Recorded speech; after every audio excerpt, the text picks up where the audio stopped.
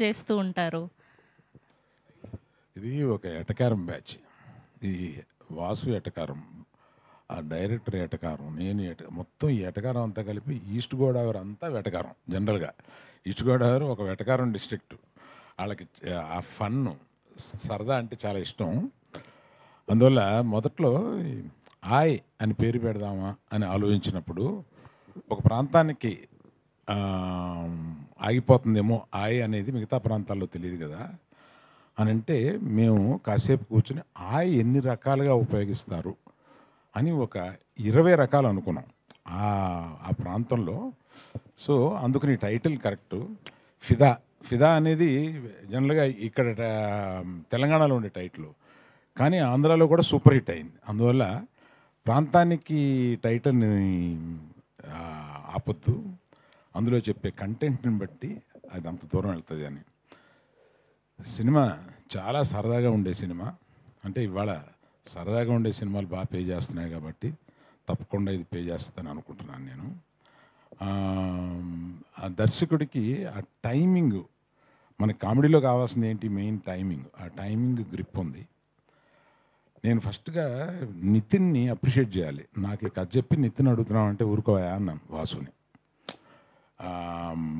అంటే హీరో అవ్వాలనుకున్నప్పుడు ఇలా కొడితే 20 మంది పడిపోయేలాగా అనుకుంటారు, కానీ ఈ కామెడీ సబ్జెక్టు ఫ్రెండ్స్ తోటి రోడ్ల మీద అల్లరి చేస్తూ తిరిగే ఈ సబ్జెక్ట్ ఎందుకు ఒప్పుకుంటారు అని అంటే, తర్వాత ఆయనతోటే నాకు చెప్పించాడు. నాకు కథ చాలా నచ్చిందండి, చాలా సరదాగా ఉంది. ఈ సినిమాలో నేను ఎంతమందిని కొడితే ఎంతమంది పడిపోతారని కాదు కదా, మీరు అలా అన్నారంట, హీరోయిజం ఉండాలి కదా అనేది. నాకు కాదండి, నాకు కథ హిట్ అయితే అదే హీరోయిజము అని.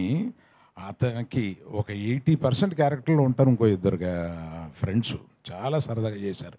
ఇంకొక అతని పేరేంటి, అతను ఇక్కడ లేడు, అంకిత్ అనే అతను ఇక్కడ లేడు.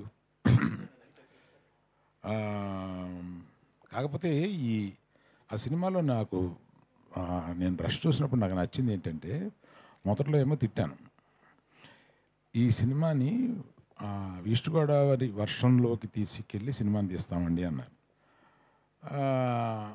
అప్పుడెప్పుడో ఆ వర్షం అప్పుడే తీస్తాము, ఇలా తీస్తాం అలా తీస్తామన్నారు. అది సినిమా జరిగి వర్షాలు అయిపోయిన తర్వాత ఇప్పుడు వచ్చింది. అది వచ్చి దాన్ని ప్రతి సీన్కి వర్షం కురిపిస్తూ 1 చిల్లర వర్షానికి అయ్యిందండి.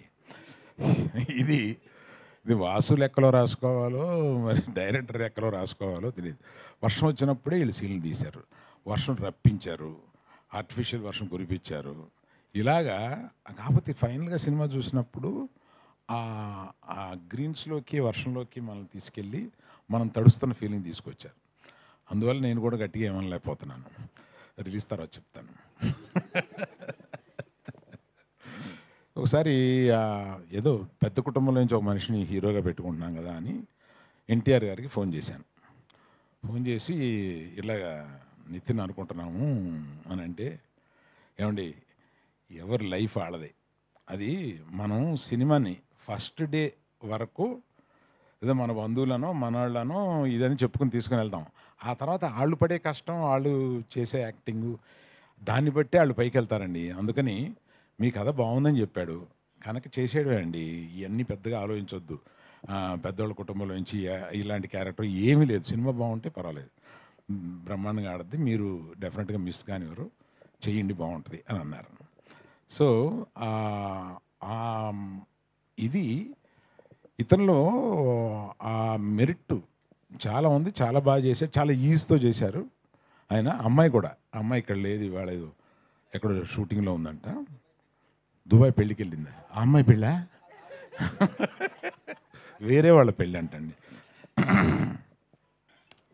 సో ఈ తర్వాత ఇలా చెప్పినప్పుడు మన మీ అజయ్ గారు మ్యూజిక్ డైరెక్టర్గా నాకు చెప్పారు, వాసు ఒక కొత్త కుర్రోళ్ళు కొంతమంది వస్తున్నారు, మన సినిమాలో ఎంకరేజ్ చేద్దామని. డెఫినెట్గా చేద్దామని అన్నాను. ఇలాంటి బడ్జెట్ లిమిటెడ్గా ఉన్న సినిమాల్లో మనం ఎంకరేజ్ చేసి వాళ్ళు పైకి వస్తే మనకే ఆనందం అవుతుంది. అలాగే నేను ఇంకా చాలా ఫంక్షన్లు జరుగుతాయి, నన్ను వాసు వదలడు కనుక అందరి గురించి మళ్ళీ విడివిడిగా చెప్తాను నేను. ఇంకేమైనా మర్చిపోయినా వాసు?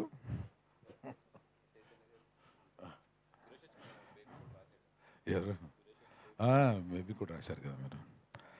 లిరిసిస్ట్ సురేష్ గారును, తర్వాత మాకు చైతన్య గారు మా బ్యానర్లో, అంటే ఈయన కష్టాలు వస్తే అతుకునే టైప్ అనమాట. ఈయన అంటే ఎక్కడో జరగటం లేదు, ఇదేదో ఎడిటింగ్ దీన్ని ఇంకా బెటర్గా చేయాలి, లేకపోతే ఈ సినిమాని ఇంకొంచెం బెటర్గా చూపించాలి అనుకున్నప్పుడు ఆయనకున్న అనుభవం తీసుకొచ్చి చూపిస్తే ఆయన దాన్ని అక్కడ కూర్చుని నెలల తరబడి దాన్ని రిపేర్ చేస్తూ మనకు వచ్చే ప్రోడక్ట్ని మనం అలా చూస్తాం, కానీ వెనకాల చాలా కష్టాలు ఉంటాయండి.